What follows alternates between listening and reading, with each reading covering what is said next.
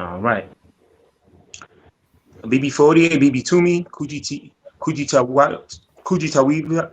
Kujitawala, Hotep, Lafia, Shalom, Assalamu alaikum, Race First, Freedom Land, and All Black Law to all Black people.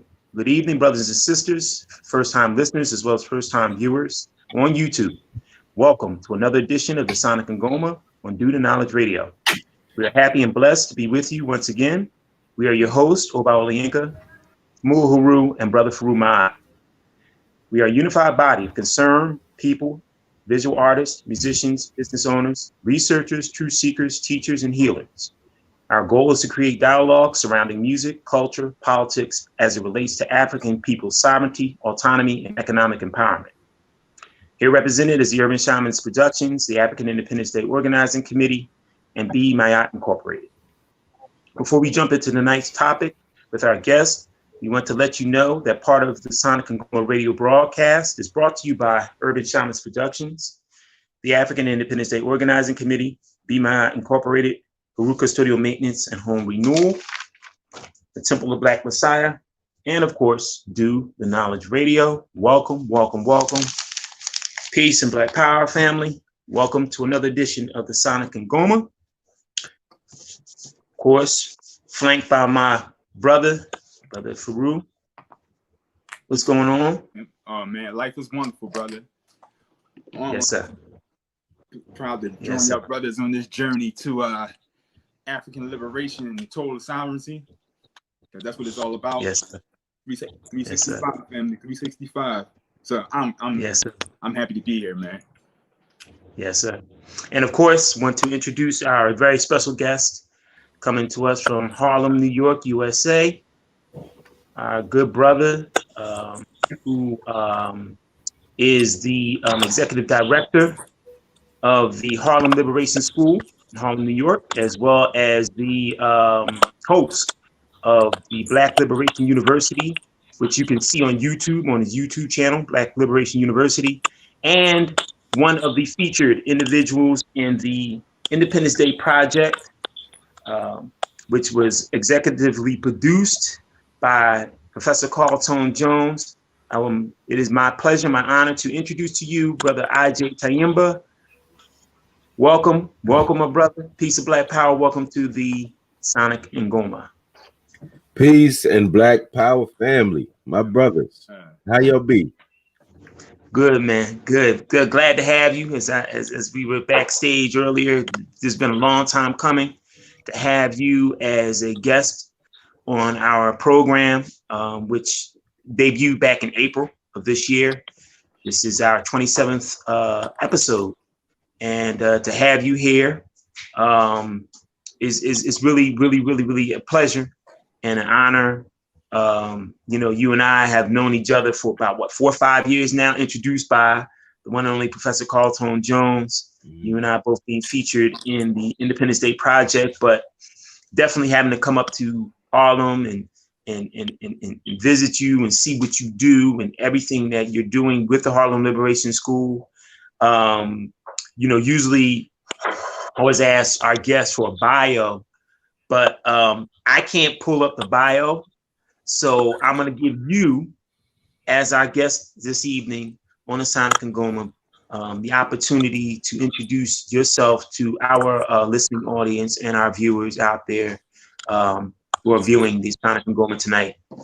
Give them a little bit of a background of yourself, Brother Agyei, and how long you've been doing this work, being a frontline freedom fighter for African people.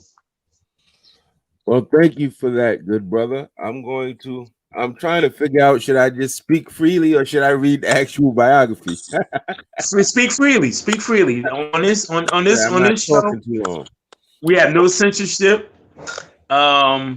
So we want you to be yourself and speak freely and be very open and candid with our audience. Okay, well, I guess I would first begin by saying peace and Black Power to the family, those of you watching. Wherever you are, we know the internet gives us the ability to make this world smaller. So you might very well be in Nashville, Memphis, Virginia, Delaware, Detroit, New York, New Jersey, or in the UK and Nigeria. You could be anywhere. So I just want to send blessings to the family. My name is Brother Agyei Tyehimba. I'm a Harlem-born brother. Still live in Harlem, actually, right in the neighborhood in which I grew up. To be honest, and I guess I would describe myself as an educator, author, and activist. When I do my show, my tagline is "Peace and Black Power, family." This is your Harlem educator, author, and activist, the Black Liberation Coach, Brother Agyei Tyehimba, filming live on location at a wonderful historical and political village of Harlem, New York. And of course, I think another layer of me that's important to know is that I try to fuse scholarship with activism. I think I'm trying to model the things that I gained from studying Brother Malcolm. I try to emulate as best I can the dominant messages.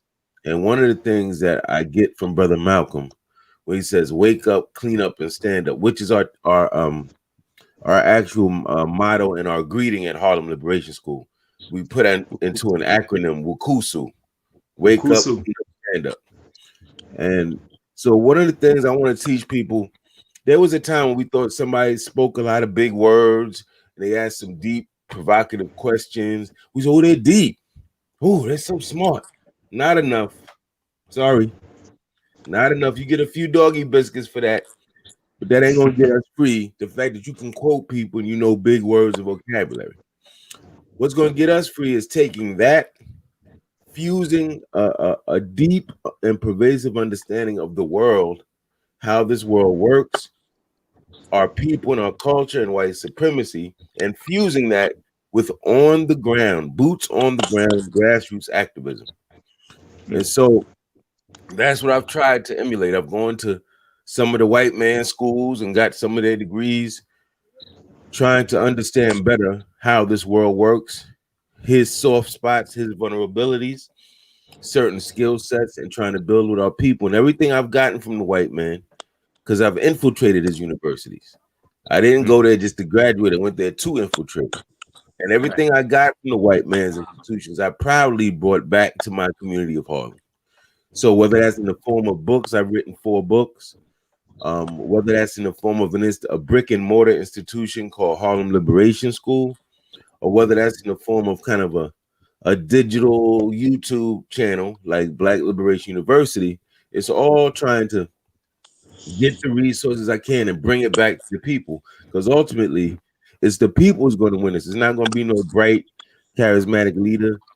It's not going to be 1 or 2 people. It's not going to be the people in Harlem. It's going to be Africans and new Africans all over this planet working together despite our differences, our own ignorance, our hang-ups, our own backwardness, working together and working it out as we go. And so that's what I am. I try to be the best scholar activist I can be. And the institutions I created, the books, are all in accord with that. The model for people, we don't just have to consume other people's products. One of the messages I tell young people, you playing video games. That's nothing necessarily wrong with that. But how about you create a video game? How about you have people all over the world buying your video game? How about you get away from consuming everybody else's stuff? Because there's something about that. My mother used to impress upon me. I want you to be one of these kids, they mouth open watching TV all day. There was an image about that disturbed her. She didn't like that. She didn't want that. And so I couldn't do that. And it's something I try to teach the people. It's not to beat people up and say, listen, we can produce. We can be gods and goddesses right on this earth. We don't have to just sit around and be living vicariously through everybody else. Nothing gets me more upset and frustrated than to see beautiful people, talented people, and they just content with living out these meager lives, underachieving. I want to do this, but never do it. I'd love to do this. I'd love to go here and never go. And I'm like, that's not living, man. And mind you, I haven't done everything I want to do. But what I'm saying is, I have a mentality that whatever I want to do will get done. everything I want to do will get done. And that's with health challenges. That's with everything going. I don't give a damn. That's the way gods and goddesses are supposed to act. Right. And we've been acting like a bunch of goddamn Negroes because that's the way we've been taught. Right. We're good cheerleaders for other people's shit, but when it's time to build something for ourselves, we don't rise to the occasion. Right. Right? And that's what I'm trying to use every ounce of my being to murder. I'm trying to eliminate that. You can call me a modern day nigger killer. That's what I'm trying to kill, a nigga and everybody. And resurrect Africans and new Africans from their ashes. People who believe, who don't just talk, they believe. People's going to sacrifice.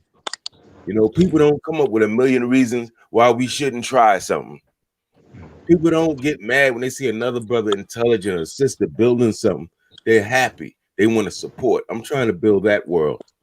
I'm trying to bring that vision into reality and work with brothers like yourself all over the world who are doing the same thing. So that's my little bio. Hey, it's great. It was great. It was great. It's very, very, very to the point, succinct. Love it. Love it. Love it. Brother Farugh, any questions for our guest? Of course. Peace and Black Power, brother. It's an honor. I'm glad that you're my Black liberation coach. When I first heard the term, man, I was just like, wow, that's profound. So that's my first question. How did you come up with the term and the reason why you came up with the term? Oh, brother, that's just like Brother Oba. See, I knew this was gonna be one of them shows, boy. That was gonna be the brothers are gonna ask those questions that need to be asked, and we're gonna come to this really deep understanding. Okay, so I'm one of them brothers. As a young kid, I read a lot of books. I was a bibliophile, and I still am. And I would come across these motivational speaking books, you know, Think and Grow Rich, Who Moved My Cheese, and all these motivational books. If you can name it, I probably read it at some point. And something about that I liked. And I would hear this Black people announce themselves at conferences. Oh, I'm a life coach. I'm a motivational. And I would say, what's a life coach? And I would hear people explain. I said, Then I would hear people describe themselves as leaders. And I would say the type of leadership I'm seeing, I don't think we need. Yes. I don't think the type, when people think Black leadership, I'm not seeing in my mind's eye what we need. I'm seeing people that are good spokespeople. I'm seeing people that are good propagandists. Right. But when we talk about the leadership we need in the 21st century going beyond, I'm not seeing it. So I said, I'm seeing young people making critical errors of theory and analysis. And I'm seeing the older people who are supposed to be feeding those younger people that are demonstrating that they're not clear on very basic concepts. And so I'm thinking if that's the reality we're facing, then our struggle is going to be retarded. It's going to literally be retarded. So I said, you know what? I tried to think of something that would encapsulate a person that corrects people when they're wrong. No, brother, you're running the wrong way. Come back and we're going to do that again. A person that teaches you the playbook. Yes. Right. A person that defines terms. A person that helps guide you look at your history and look at the beauty, the triumphs, as well as the mistakes. And when I thought of all that, a person that counsels, a person that's loving and empathetic, but sometimes knows how to be tough and strict and say, no, that's wrong. You can do better. Person that motivates, but not just motivate some European motivational speaker, but it's going to really prepare you, with skill set and character to really be a better person and a better a soldier. And that's SOULJAH, not military soldier. Yeah. For our people. And that's when I thought, you know what?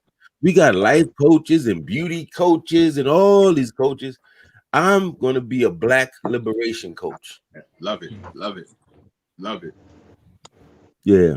Yeah. Thank you, man. That's powerful, man. That's powerful. Oba? Talk about some of the services that you offer as far as the Black as far as not Black Liberation University, but as far as the Harlem Liberation School, because you all offer a lot of different services in the Harlem area, but not just in the Harlem area. I mean, anyone in the New York area has access to be a part of what you have established with the Harlem Liberation School. Talk about some of the services that you offer. Talk about when you started it, and what was the genesis and the ethos of the development of what now today has become known as the Harlem Liberation School. Okay, so I know my queen and myself started Harlem Liberation School. I'm gonna say in 2016. I'm going to say 2016. Now, that year and that previous year, I had been privileged to be sitting on these various community panel discussions, and one after the other. And I'm hearing our people saying things that I felt were completely counter-revolutionary and reactionary. Stuff like, or very unnuanced, very painting people with broad brushes and, that type of thing. So stuff like, we got to kill all the Black Christians. I'm like, whoa, wait a minute. We can be critical of Christianity as a white, spiritual cosmology and how it was used in terms of colonialism. But do understand that for many Black people on the southern plantations and other places, that's all they knew. That's all they were exposed to directly. But do understand we weren't some dumb bumps on the log that just took the Bible and rendered it the way that the white man rendered it. We tried to Africanize that Bible. So so this explains a Nat Turner, and explains a Harriet Tubman, explains a Frederick Douglass. So give our people some credit. It's like, wow, are we stupid? We just, so obey your master. So we just obey the master because they put it in the Bible? No, we rendered it differently. So I'm trying to tell a brother, you can't make a statement like that, because then you got to basically get rid of Malcolm's father, who was a Black Baptist preacher. That's right. A Garveyite preacher. You got to get rid of Marcus Garvey himself. You got to get rid of Harry, and I can keep going. All of the founders of nationalism were Christians. What are you talking about? But it's the way. George Pavitt, A. Sylvester Williams, right? Yes, it's the way. Stella Argent, right? And they didn't keep it where the white man took it. They took it and they tried to Africanize to make it relevant. We even have something called Black liberation theology, where there's people who we might say they're Christian, but they Africanize the cosmology. So I was one of them being Brother Agyei, Reverend Albert Cleage, who my brother Malcolm was very close with. Yes, sir. Temple of the Black Madonna. Yeah, that's right. Shrine of the Black Madonna. So Shrine of the Black Madonna. This is what I mean. Like so people are coming up with poor scholarship, in a period of great anti-intellectualism, a period of great intellectual and activist laziness. And I do need to say this. And I don't want to sound like the old dude that's dissing the current generation, but I gotta say this. When I was coming up as a younger brother, we had a system that was almost like an apprentice and a master. Yes. You may remember those old kung fu movies that said, "Who is your master? Who is your teacher?" Yeah. Because who your teacher was gave people to understand, whoa, what you bringing. Yeah. You was taught by this dude, who you're gonna be nice in this school, or you're gonna be nice in this school. Yeah.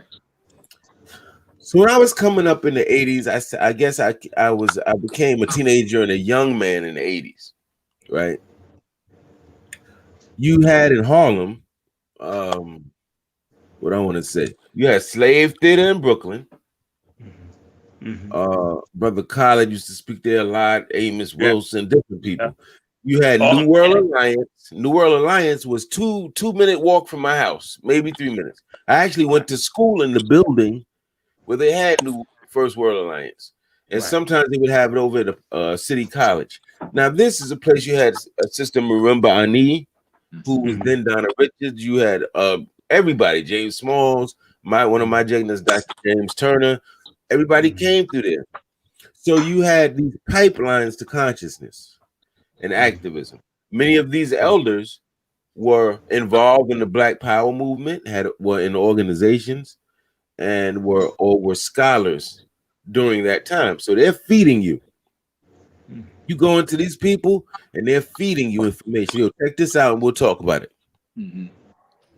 So when those people felt you were ready, they would let you know by their feeding you, they're questioning, they're challenging you. What do you think about this? What's your analysis on that? What's your take on this? Right? Then you might have people that are letting you working in their organizations. You're getting your feet wet. And these people are guiding you. So in other words, you had a way of objectively learning the stuff you need to learn, the basics, and you had an infrastructure through which you could actually operationalize what you're learning. And through this system, you graduated in a sense, and the person will eventually say, "You're ready, brother. Go ahead. Proud of you. You're ready. Watch out for this and this. Keep in touch." There were standards. There was a bar. There you go. There were books you had to read. There you go. You would never hear a person in the 80s talk about you didn't read Miseducation of the Negro. They would look at you like you crawled from underground from a rock. Yes, right. Yes, he Right? would. Yeah. I mean, it's just understood that this form, the white man calls it the canon of their epistemology or the standard works. You have to read this. You're not gonna go through psychology if you don't come through certain texts, right? Or sociology or religion or whatever. And we had our own canon of works. So back then, it was common for young people to be debating and say, "Well, what did you think about this? What's your analysis on?" And that was what happened. Right. Today, I think that system has eroded. Today, I think social media is defining and shaping the contours of what we call consciousness. And sometimes without people who are qualified to do so. So people are popping up like Pop-Tarts all over the place. Agreed. And there's no objective way we can say, yeah, this person, we don't have to agree with them with everything. But we can say that person is qualified. Right. You feel me?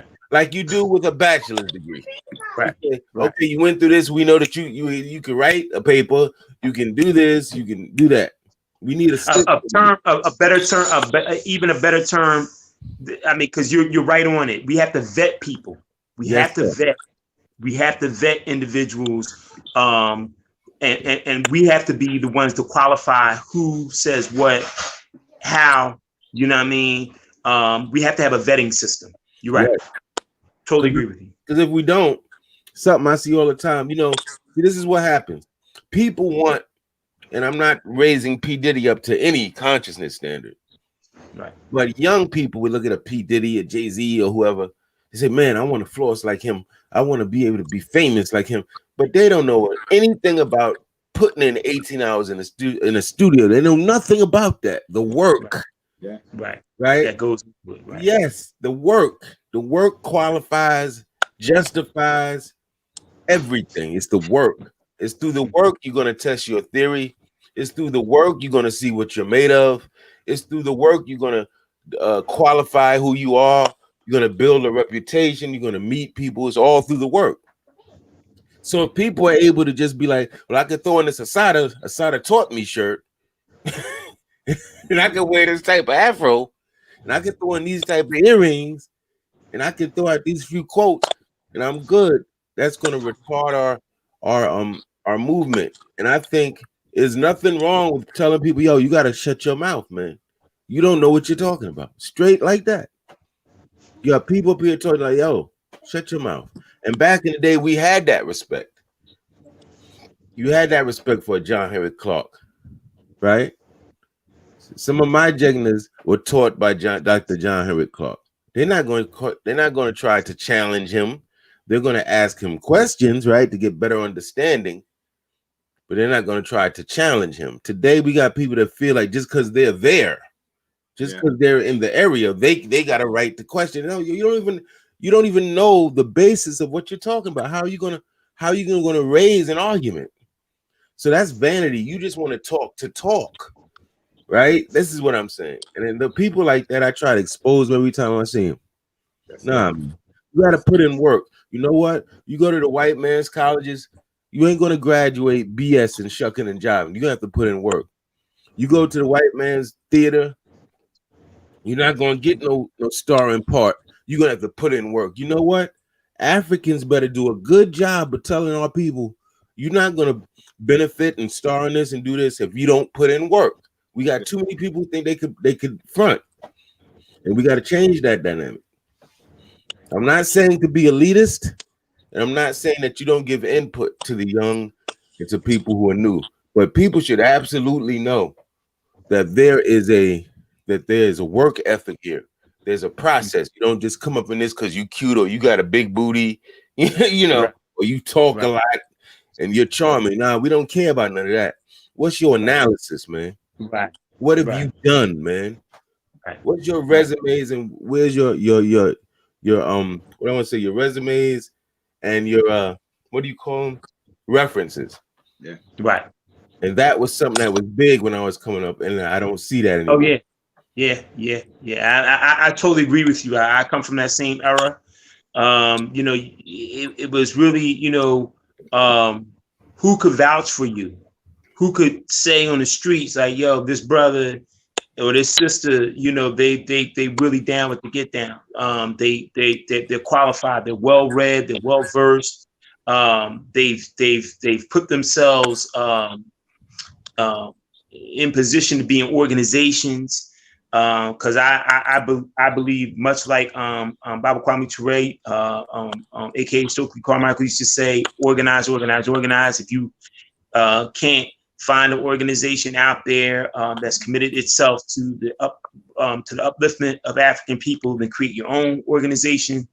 So you and I come out of that same era where those were the qualifications before you jumped out there and started to you know, proclaim yourself as a teacher or, you know, a leader or a thought leader or, you know, so forth and so on. But I totally agree with you on that.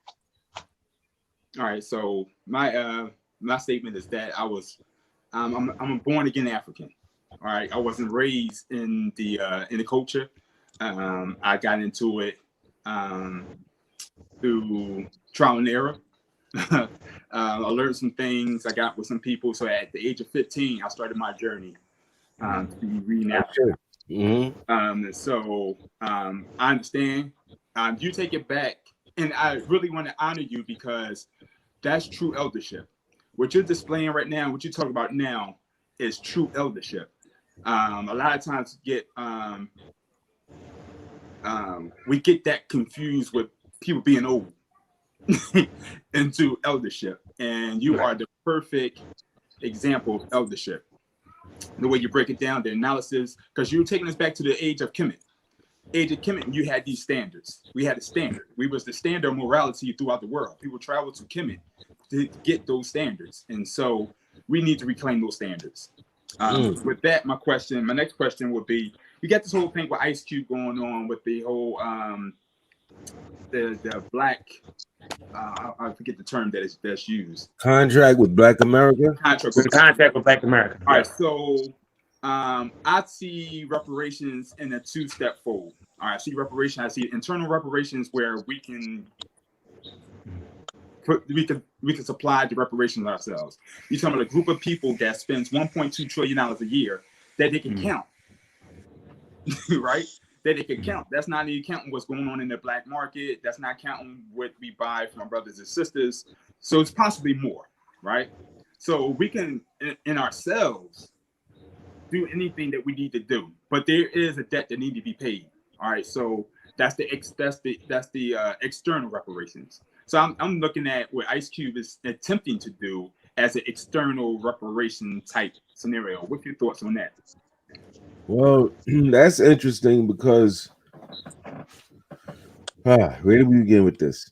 When we got entertainers that have some degree of black liberation consciousness, we have to be careful because they're coming from an industry and from a field that is based on delusion, deception, and so vanity to some degree.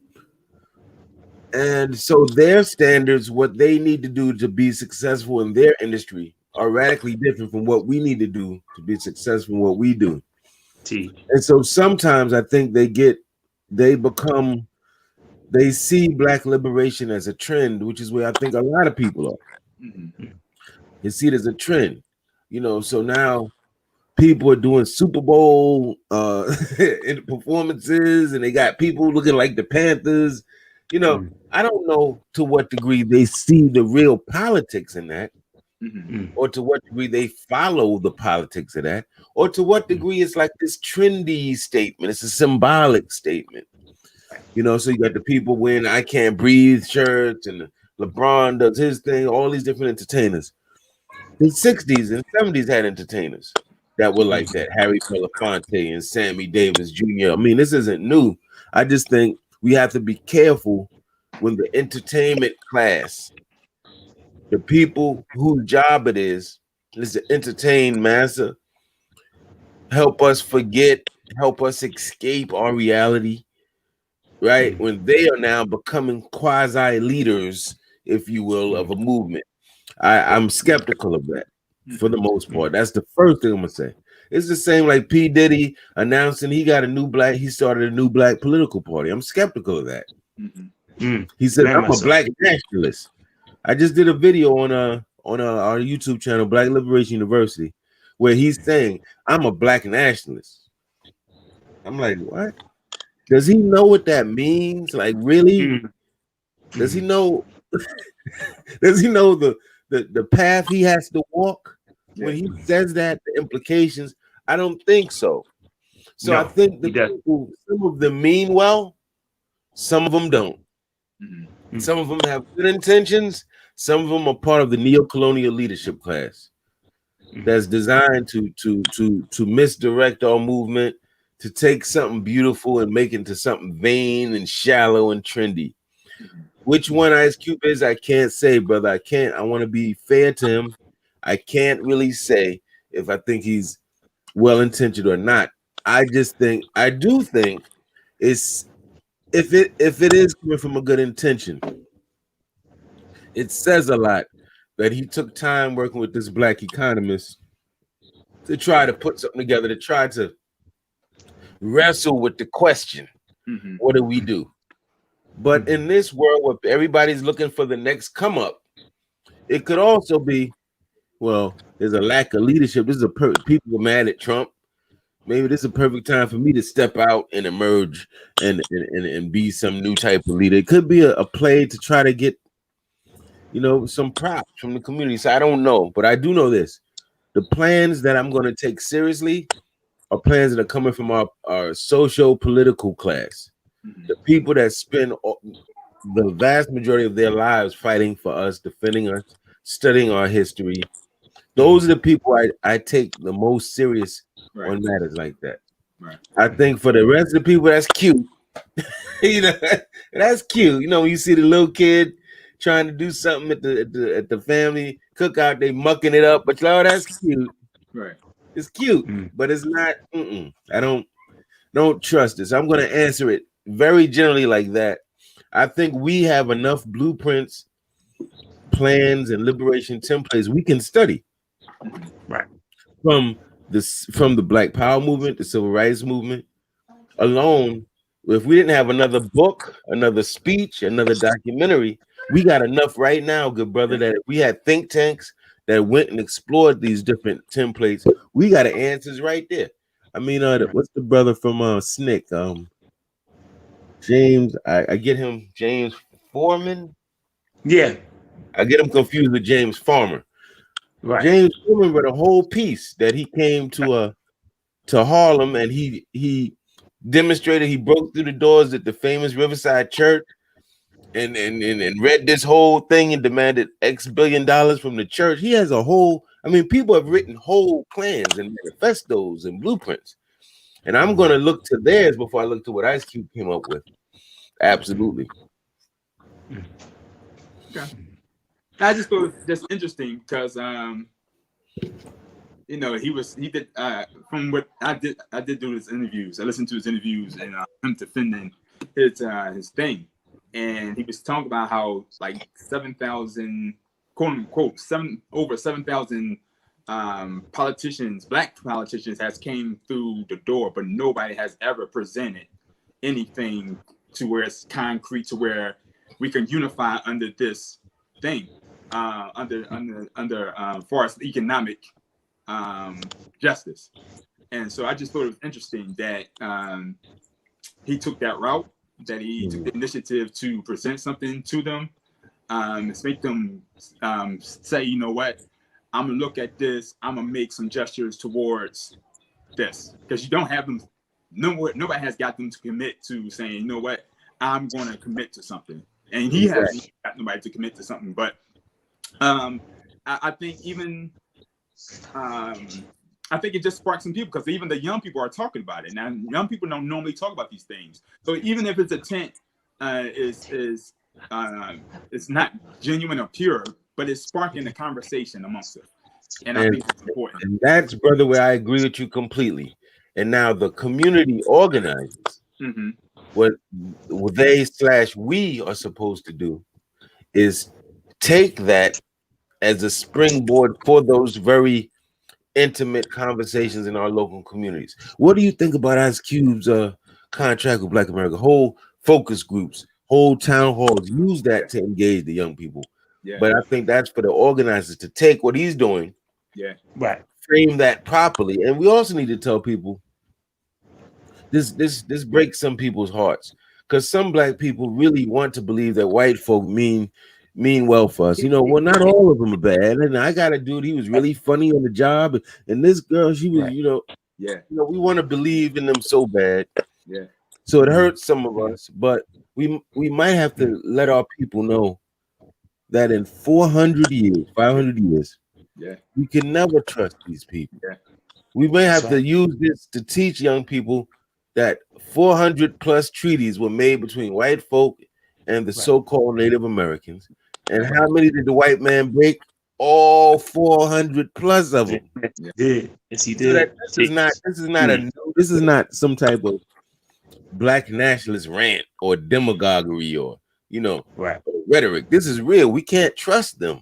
Yeah. So for me, you know, Ice Cube has the benefit of being, I want to say, touched by one of my jegnas, by one of our greatest Black Power generals ever, and that's Dr. Khalid Abdul Muhammad. Yes.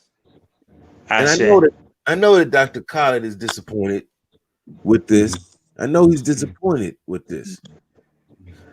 Cube, they have to understand, man, our salvation ain't coming through their political parties, man. It's not coming through their structure. Now, if we're sophisticated and we can raise up a generation of young politicians to infiltrate their system, to get a few concessions we need on the ground in local municipalities, that's one thing. Right. But if we really believe like that's going to be our salvation, nah, man. Right. This is the 21st century. I hear the Harold Melvin and the Blue Note song. The white man singing, "If you don't know me by now, you will ever know me." I mean, seriously, when are we going to get it? That's right. That's right. That's right. I mean, it actually was a beautiful segue, man. You pretty much answered the question, because I was going to talk about this upcoming selection. You know, we call election. You know, going on between I don't even like saying his name, 45, and I mean, and Biden, who's just as bad. Give me some of your views on it, because it's the big thing right now, and you know, now they got the early voting, and you know, early polls, or you know, polling places are opening up, and folks are voting early, and you know, it's to me, it's good entertainment, whether CNN, MSNBC, CBS, you know, ABC. Fox. It's just good entertainment. But give me your views on it. Although you've answered the majority of that question. Well, I'm going to start with a challenge. It's a healthy challenge for those our brothers and sisters that are watching this show and that will watch it in a later recorded version in the future. I want to challenge our community in a healthy way, not an antagonistic way, to scan through the Federalist Papers, the anti-Federalist papers, to become familiar with the basics of the Constitution, just familiar generally. The people who were setting up this Constitution, and they were setting up voting, and they were setting up the voting procedures, and they came up with this electoral college, and they came up with the militias. Yes. I want you so that you understand what was wearing on their minds back then. They wanted the militias to be able to defend themselves against rebel, so-called enslaved Africans and the Native Americans. That's the real reason that they were arguing for the Second Amendment, to have militias. Wasn't so much for the government of the United States as it was to defend themselves against Indians and black folk. People need to read their writings, though, so they understand what white people, what dominates their subconscious, because then they'll understand why there's an electoral college. Madison and John Jay and all these people, some of them were very elitist. And they did not want to have a situation where this country the people would be elected by the poor, the working class, the illiterate. They didn't want that. So this is why the Electoral College is even there. I just want people to know this because it forms a framework for everything. Now, with that said, I think black people have not gotten this memo. Dominicans got it, and Puerto Ricans got it. Asian people have thoroughly gotten it, and basically what it is, different types of white ethnics have gotten it. So-called white Jews, although we know they're not actually the Hebrews of the Bible, the so-called Jews, the white Jews, they got it. Here's a question. Did anyone ever hear of the so-called white Jews demanding a Jewish president? Nobody. Did you ever hear of Asian people demanding a Jewish, Indian president, or the Italian mob demanding an Italian president? And the answer is no. And the answer is no because they understand what politics really is about.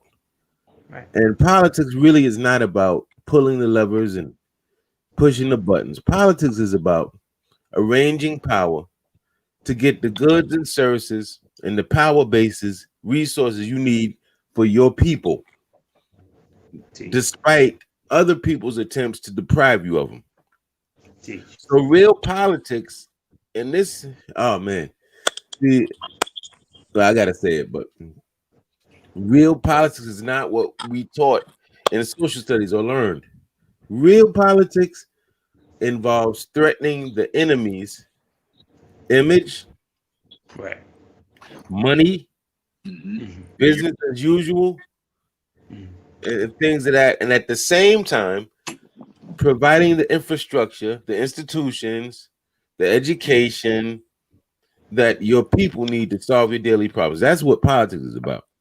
So I often jokingly say to my students, everything I needed to learn about politics, I learned from Malcolm X and the Godfather trilogy. Because if you look at the Godfather, the Italian mobsters are showing you politics. I'm going to give an further example, Brother Oba. For many years, people were asking this guy, J. Edgar Hoover from the FBI, you prosecute all these other people. Why don't you prosecute the Italian mob? And he would always say, what mob? What mob are you talking about? They said, what do you mean, what mob? They're all over the place, organized crime. He said, I don't know what you're talking about. Well, what we find out is that the mob had some of their people secretly photograph J. Edgar Hoover, who we know was a closeted gay and had very interesting sexual sort of practices in some type of sexual activity with another man, right? And they threaten the man that, yo, if you investigate us, we're gonna put this out. And in that day, see, today if they find out you gay, you probably get a promotion. But Right. No, no lie. No That's lie. fact, You ain't lying about that. You ain't lying about that. probably get a promotion, a parade, but back then, that's the end of your career. So that's the reason why all this time he's like, what mob? Because that's politics. That's real politics. That's how you get things done. If people aren't prepared to set up that type of infrastructure, to have a power base where, yo, we're gonna put this out, we're gonna ruin you, or you better do this or we're gonna bribe you, we're gonna give you money, or we get something. We think pulling a lever does that. It does not. And I think the powerful people of this planet know that. That's why you don't see people say, we need an Indian president, we need a Jewish. Listen, they don't give a damn who the president is. They're gonna bend the system to their will one way or the other. And they also understand nation within a nation, the nation within a nation concept of economy. So they may have their little shops. You know what Malcolm was talking about. You own the businesses in your community, you own the politics in your community. You know, there's some communities where you can't go up, there's gentrification going on right now. But it used to be you couldn't be no outsider and roll up in Harlem. You come out with a body bag. People didn't know you. Yeah. And I'm sure it was like that in Philly and all over. People didn't know who you was, man. You better do some splaining real quick. Right. What you doing here? But that infrastructure is gone. Yeah. Right. See, now the kids think it's cool to have all these different people mixing all up in the community. It's cool. See, the youth that come out of the 50s, 60s, 70s had a different consciousness, right? Yeah. The youth today, let me tell you something, Phil. This is how you know. The youth today would defend the LGBT community. If they hear you say, "Well, that dude's a faggot," they say, "Wait, Dad, don't say that. That's not cool." But you can say nigga all day. They won't say nothing. That tells you something, does it not? Yes, it does. Yes, it does. Consciousness. They have a consciousness that this is a group that's kind of a protected group. They're oppressed, and you can't just use any language you want. The problem is our youth don't have that consciousness for us. Yeah. That's the only problem. For us, they don't have it. For themselves. That was the first thing that's the first thing I learned. That was the first thing I heard that directed me towards Pan-Africanism. Malcolm X's speech on Black nationalism. When I heard that, man, that just turned my whole world around, man.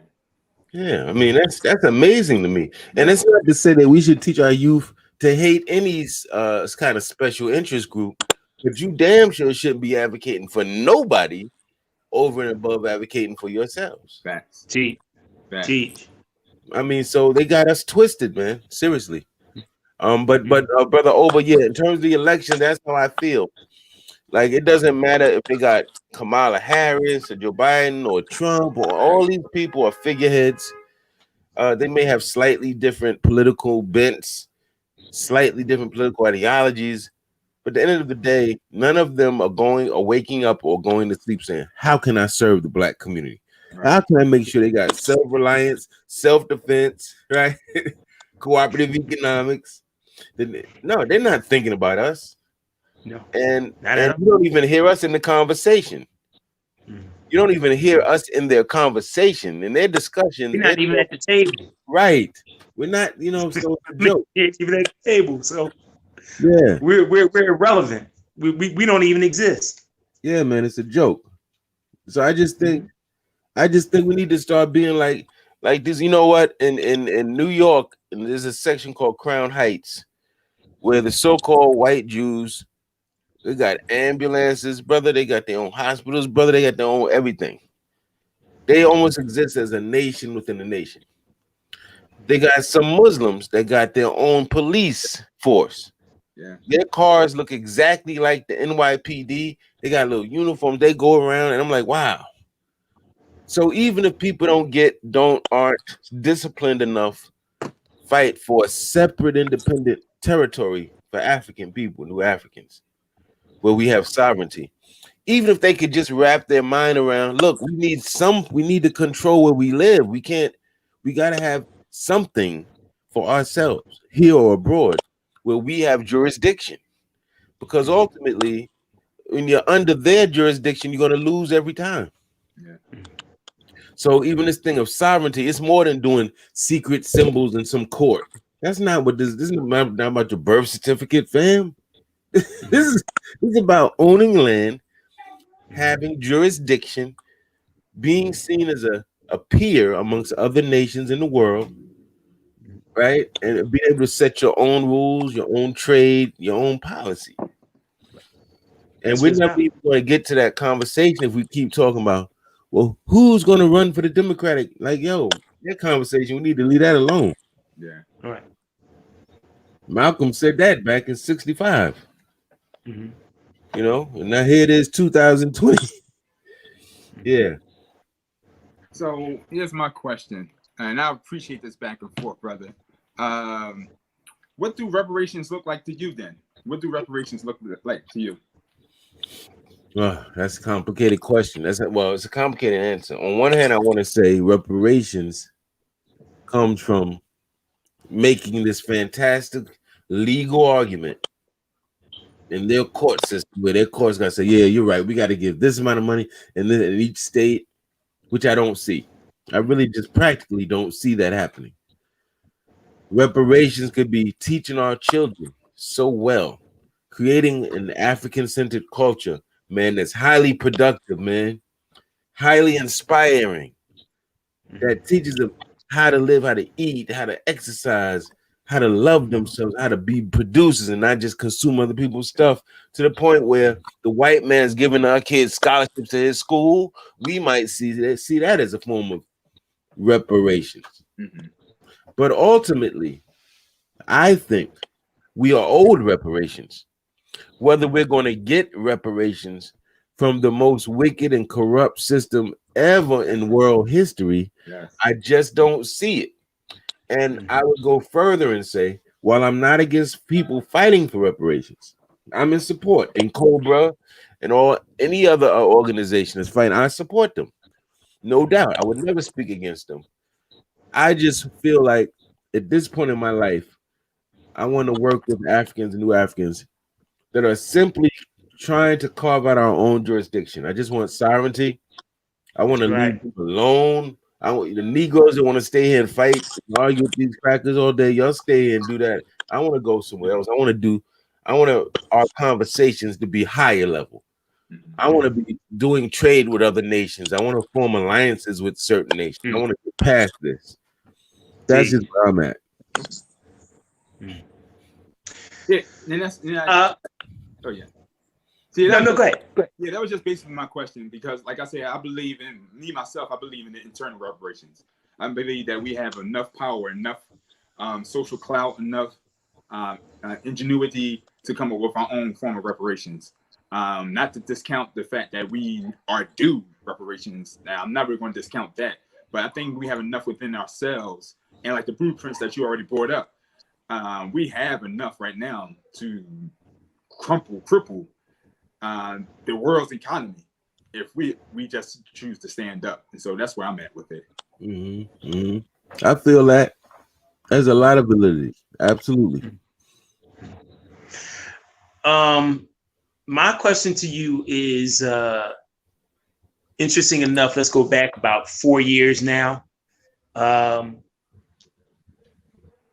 You and I, have known each other, like I said, about 4 years. And I was thinking the other day, actually, I was watching the Independence Day Project the other day, that our dear brother, who we all know, the executive producer of the project, Professor Carlton Jones, shout out to my brother who I know is watching tonight. Shout out.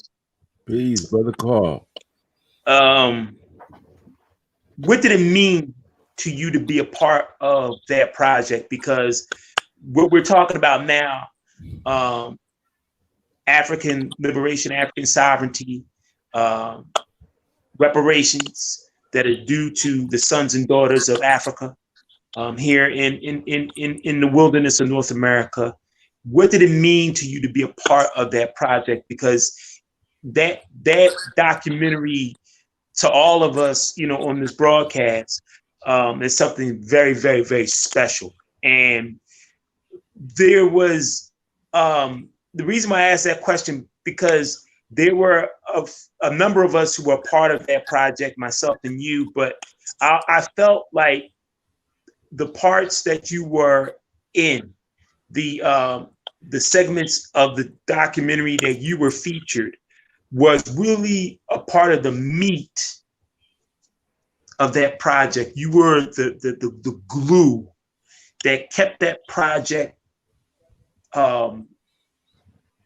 together and kept it on point. You and of course, Brother Carl, Brother Shamori,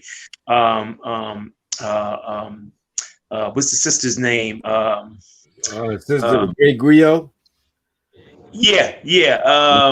Oh gosh. The name's on my tongue. Bad fit right. But what did it mean to you to be a part of such a historical documentary? And I'm trying to, talk to some people to help to finance the second part of that documentary, which needs to come out and which Brother Carl really wants to finish. But what did it mean to you to be a part of such a historical documentary that you all can go out and get at blackindependence.org? Get your copy of the Independence Day Project. What did it mean to you to be a part of that? That I've often gone on record publicly as saying that the Independence Day Project, produced by my brother Carlton Jones out of Philly, is one of the most important documentaries of this generation. Some people say, damn, Agyei, that's you being a little hyperbolic, don't you think? And I said, no, not at all. I mean, for people in the 70s, what would have been that movie? The Spook Who Sat by the Door. Yes, sir. Every generation has its cultural production that gives people who come later a sense of what that generation was trying to be about. If they were not about it, they were trying to be. And so I think this movie is very important. It's important because one is done the way it was done was grassroots. Mm-hmm. I remember Carl crisscrossing the country and driving to Harlem and driving here and driving there, interviewing people. He involved people who were not kind of these celebrated Black people who everybody knew. I thought that was very grassroots and very genius of him.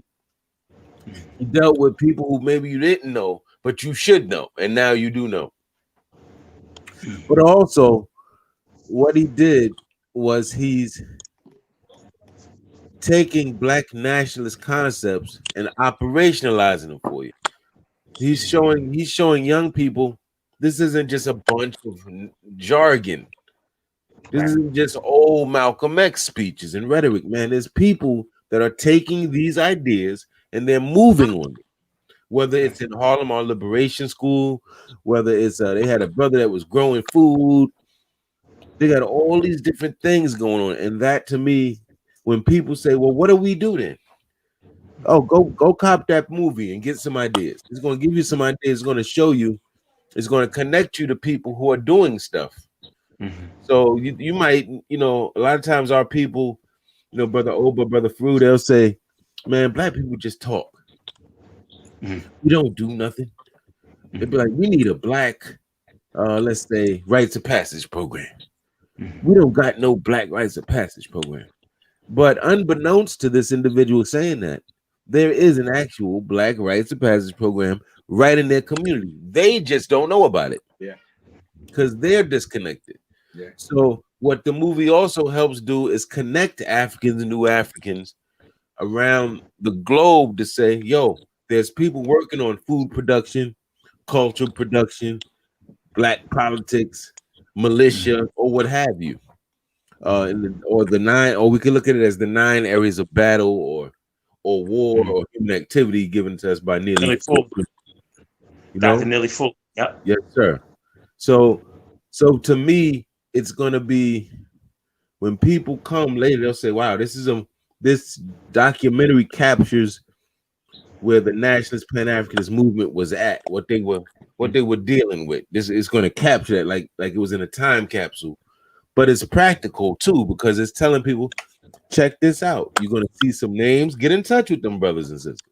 Don't just watch it and put it on the shelf." So I believe when every chance I get, I'm giving people the website, and I'm telling people to buy it and show it in their organizational meetings.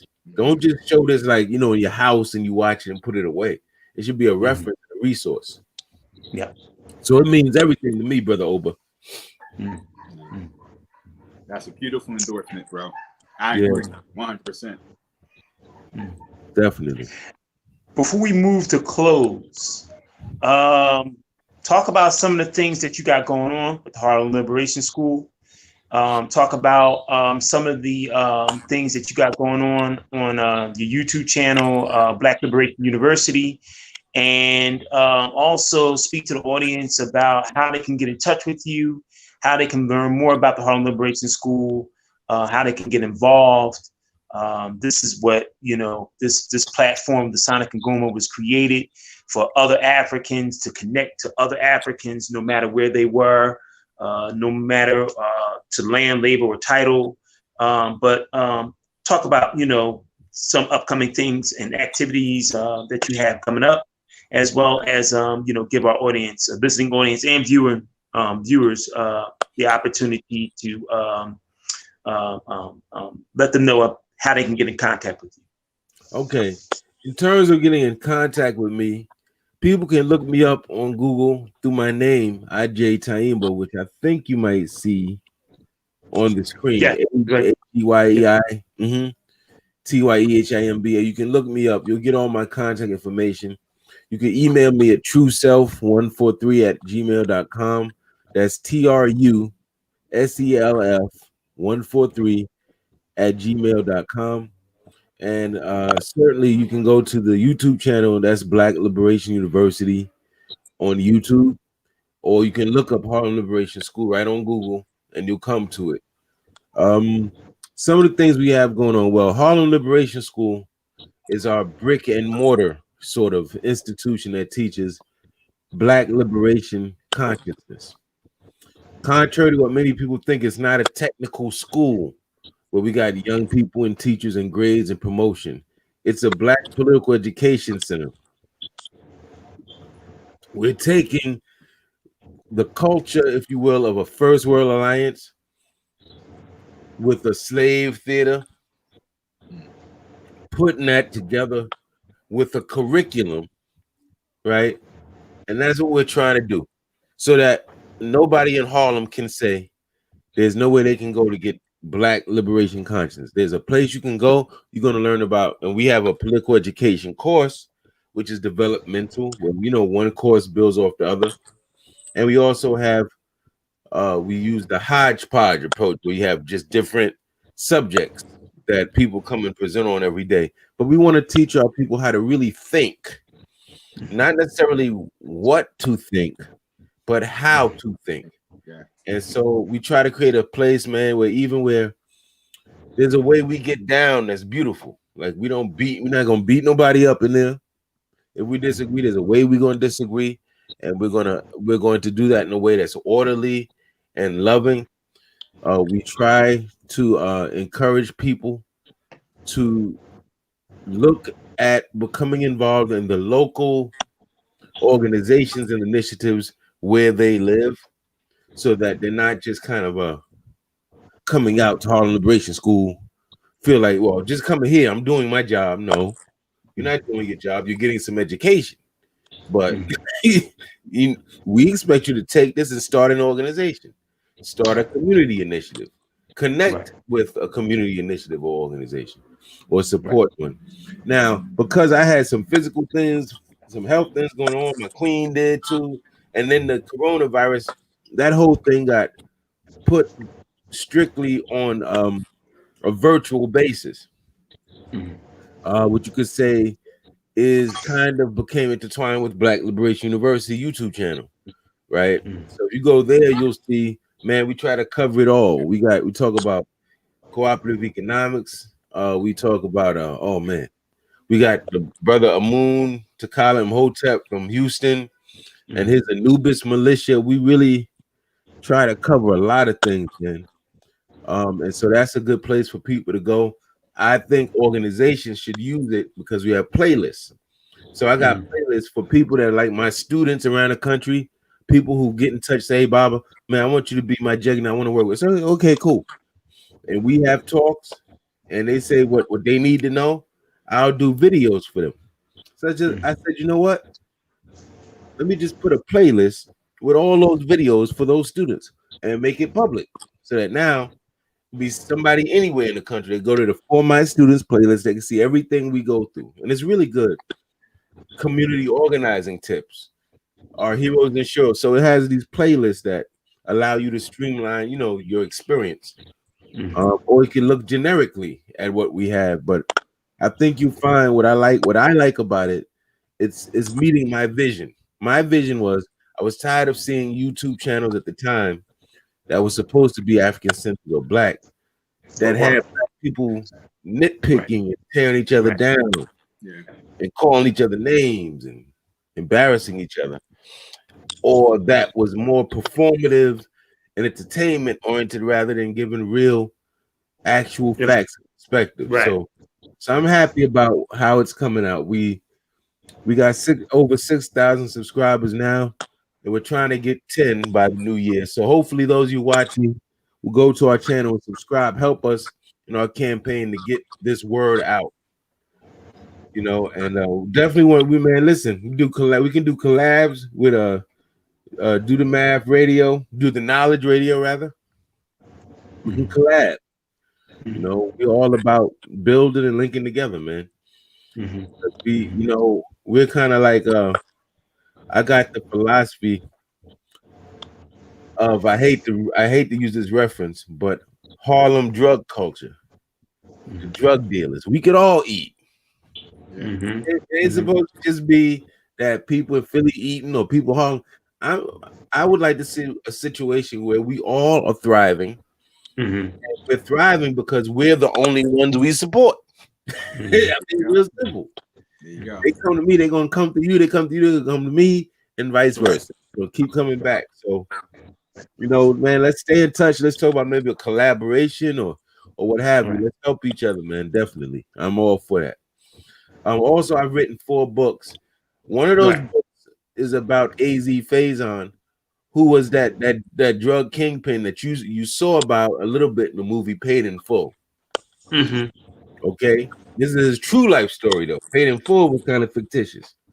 So I wrote that book, Game Over: The Rise and Transformation of a Harlem Hustler. But I also wrote 3 other books that deal with organizing, yada yada yada yada. And you can again go to Amazon, type in my name, you'll see them.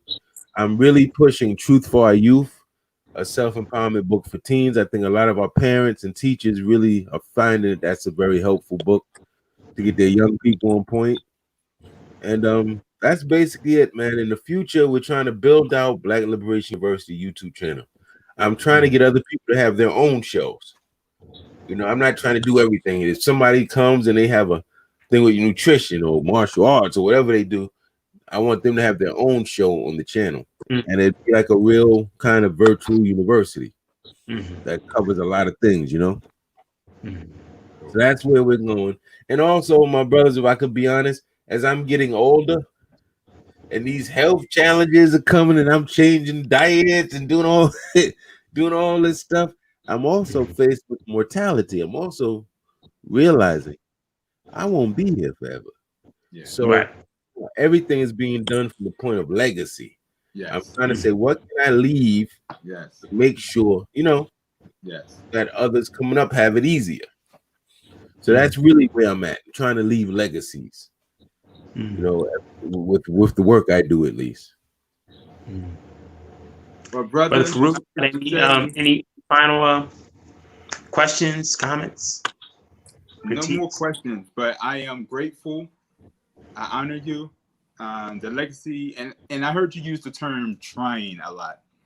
You're doing, and I'm an example of that. And so I appreciate you. And that's all I wanted to say. I just wanted to just tell you that you're doing it, bro. And your legacy, even though you can add to your legacy is well secured, brother. So I will always mention your name in everything that I do. Thank you. Hey, brother, thank you for that, man. Appreciate that. For me, my final comments are, brother, you know how much love, respect I have for you. You know, when I met you first time up in New York, when I came up to New York for one of your programs at the it's probably Harvard School. No. The venue that you have it at. Something.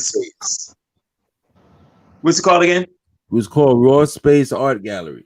Raw Space Art Gallery, yeah. You know, you and I just connected, and you know, I owe you one because I still want to invite you back to African Independence Day. I owe you one, and you know, I still got to have you come back and introduce you once again to the Philadelphia audience, Africans in Philadelphia who could really benefit from not only information, but the fact that, you know, you and I have discussed, you know, offline, the idea of even starting a Black Liberation School, a Harlem Liberation School chapter in Philadelphia. So yeah. So like I say, man, I have a lot of respect for you. Continue to do what you're doing, and you're doing it well. I just encourage for people to please support the Harlem Liberation School, those individuals in the New York City area.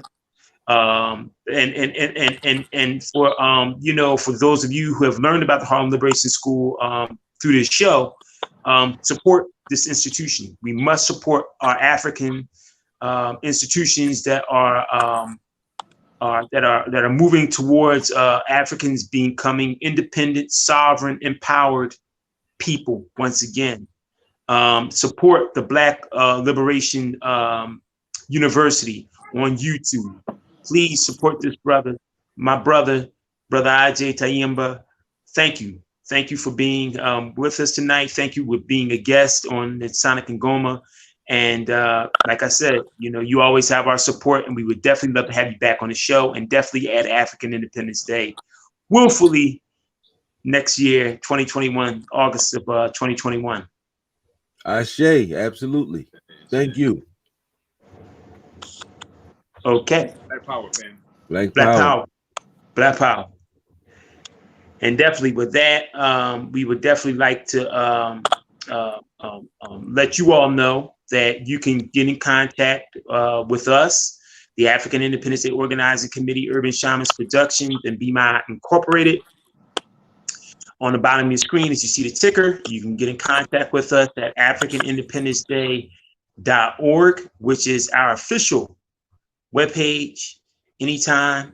We have a lot of content on our webpage. Matter of fact, you can see past episodes of the Sonic Ngoma on by going to AfricanIndependenceDay.org, as well as all the information that you need to know about the upcoming African Independence, the 17th annual African Independence Day Maya celebration, which is slated next year for Saturday, August the 7th, 2021. So you want to mark that down on your calendar. You know, to be determined by this whole COVID pandemic. You can also contact us at AfricanIndependenceDay@gmail.com, African spelled AFRAKAN @gmail.com. You can also contact us at African Independence Day. You can also contact us on on social media. At Facebook, we are at 16th Annual African Independence Day Maya Celebration 2020.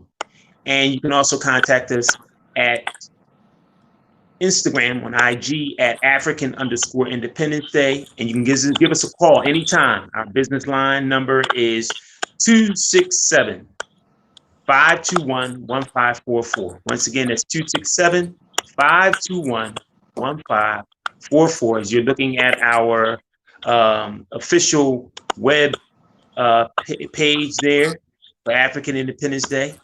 And yeah, so we definitely would love for you all to continue to support us. And matter of fact, our virtual marketplace, I forgot to add that, Brother Farugh. We have a virtual African marketplace for vendors. Please support. You all know that vendors usually do local events. And because of COVID, there's not been many local events. So we want for vendors to sign up to be a part of our virtual African marketplace if you have not signed up, and for you all to go out and support what it is that we do. As far as the African Independence Day Organizing Committee and Urban Shamans Productions. So definitely, please support AfricanIndependenceDay.org today. Brother Farugh, any final comments, my brother? Yep, you said it all, brother. I appreciate you, man. Appreciate you too, brother. Love you too. And so we will see you all next week.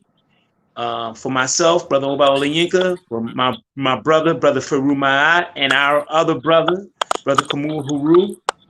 Thank you all for joining us this evening.